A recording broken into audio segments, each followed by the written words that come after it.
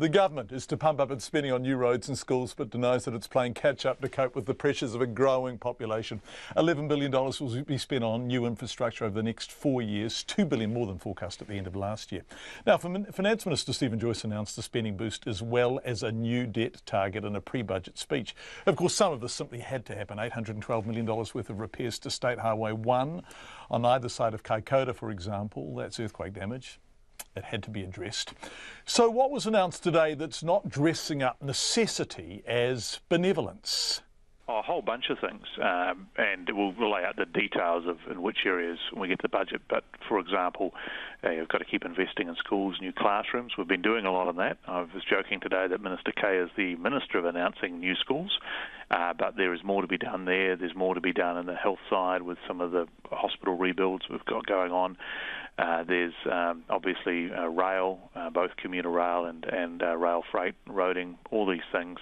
As you've got a growing country, you've got to keep investing in the infrastructure. OK, so sorry to interrupt, but the growing country is material, isn't it? This is the quid pro quo for your immigration policy, isn't it, this announcement? No, it's not at all. It's the quid pro quo for a country that is growing at a faster rate than most of the developed world, and also has one of the highest levels of employment in the developed world, which is bringing not just more Kiwis home, but also companies growing, and to keep growing they need to attract staff. So as well as the staff they have available to them here, we're quite a small country, we have to bring in specialist IT people and so on alongside the ones we're already training. Right, but if we look at the immigration figures yesterday, 70,000 net increase, and if we go back to 2015, live births about 60,000. So in fact our population is growing due to immigration more than it is due to people who are already here breeding. In other words, you are... Well, maybe we need to breed at a greater rate, but you are catching up with immigrant numbers, aren't you?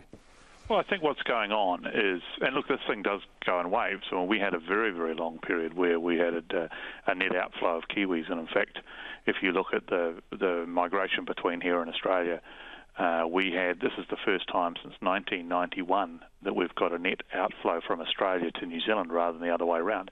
And that just reflects that New Zealand is growing more strongly than Australia. We have a higher rate of employment over here than the Australians have. We're 66.9 versus their 60 point something. And more people in New Zealand have full-time jobs than they do comparatively in Australia. 75% of people who are working in this country have full-time jobs, 64% in Australia. Now, people know that. And that's why more young Kiwis that we used to lament moving over to southeast Queensland or Sydney or wherever are now moving back and making their family futures around New Zealand. And I think people with families that have been overseas are really celebrating that. Is this an admission that you've been caught out by the population growth? And let's set aside the cause of it, because obviously you're going to say that it's a manifestation of our success and the growing economy, all of that, and that's what Bill English says. Let's set that aside. Have you been, okay, let's accept that on the record. Yes, okay. And get an answer to this question. Have you been caught out by the population growth? In other words, is this implicitly an admission that not enough of the spending has been done meaningfully, successfully and constructively over the past few years? No, it's not an admission at all. I mean, we have a rate of investment in infrastructure this year around the $6 to $7 billion mark, and this will extend it out over many years to come. But if you look, there's no way that people could honestly look at, for example, our road building program and say that we haven't been investing for the future. They couldn't look at the broadband program and say we haven't invested. You can't look at the schools program and say we haven't invested in all three cases at a faster rate than ever in the past.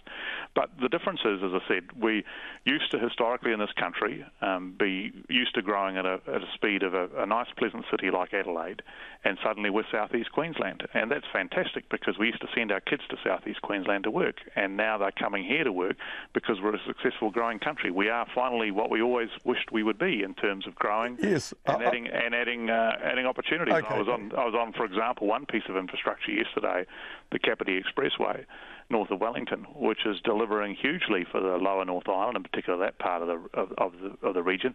And one of the benefits of a growing economy is we can afford to make those infrastructure investments. You are magnificently on message, Minister. No, it's just I believe it.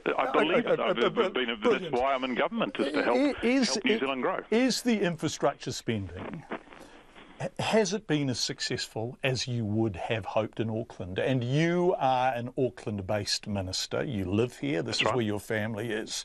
And you know that it is still a nightmare on our motorways. Waterview is still not open. Have you any sense of when that is going to open?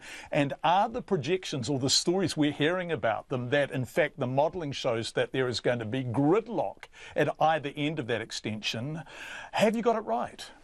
Oh, look, it was about 4 questions in that, but the one around Waterview, it's opening, as I understand, the next month or two. They're testing the systems in the tunnel. It's the longest tunnel in New Zealand's history. Obviously, the CRL, the City Rail link, will also be of a similar length. They are sophisticated machines. There is all sorts of monitoring and things. They've got to test it. They said a month or so ago they had to set out and get a new part for the water system. As I understand it, they're now in the middle of the testing program. Sure, it'll absolutely be open shortly, and I think it'll be very exciting for Aucklanders.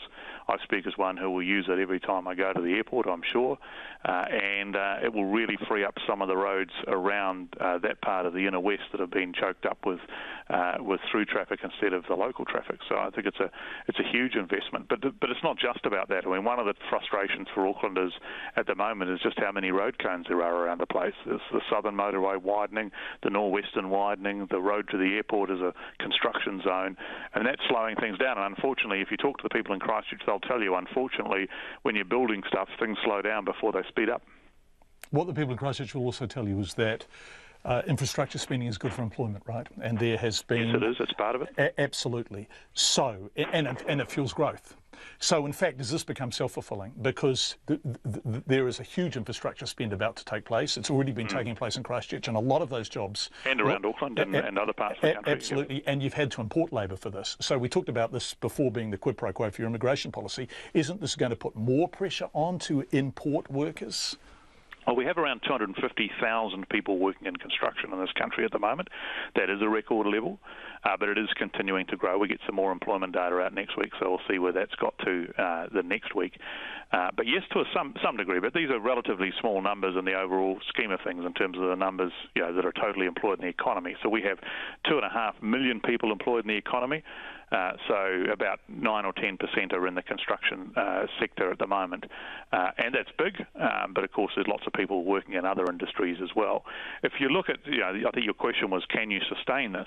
Well, again, it comes back to a strong economy. In my speech today, I was pointing out that our tax take has risen in the first 8 months of this year by nearly 8% compared to the first 8 months last year. So that allows us to invest in the infrastructure, the public services, and other things that we need to ensure that New Zealand can sustain this growth. And again, this is a good news story primarily because the alternative is to be like Western Australia at the moment, where house prices are falling through the floor, where people are leaving because there isn't enough work around. And if I go around regional New Zealand, I'll tell you this is all great stuff because regional New Zealand, for the most part, is growing in a way they haven't grown for some years. It's a good news story if you are able to get aboard, right? And so what we've seen in Auckland, and you know this, and I'm sure we've discussed it before, although previously this hasn't been your portfolio, but there are people excluded from participation. And the cost of living is so high. What difference will this make to them? The infrastructure part of the story on its own, it'll be helpful in terms of getting around and those sorts of things. But your bigger question, I think, is around the incomes and the family incomes of people that are struggling. I'm very aware of that. I've talked quite a lot. Sometimes have been criticised for talking about the importance of addressing family incomes as we head into the budget. I mean, the fact that we're able to afford the Terra Nova settlement for 55,000 relatively low-paid residential carers whose work has historically been undervalued. The fact that we can do that is partly because we have a growing economy that gives us the opportunity to address some of those longer-standing issues around people's incomes and their ability to support themselves. And I, for one, and I know the Cabinet and the government are in the same boat from Bill English down, we want to see genuinely people's incomes improve, including lower and middle income people, because some of those have been the ones that are struggling, and we want to see them actually succeeding, because that's good for the whole country. Stephen Joyce.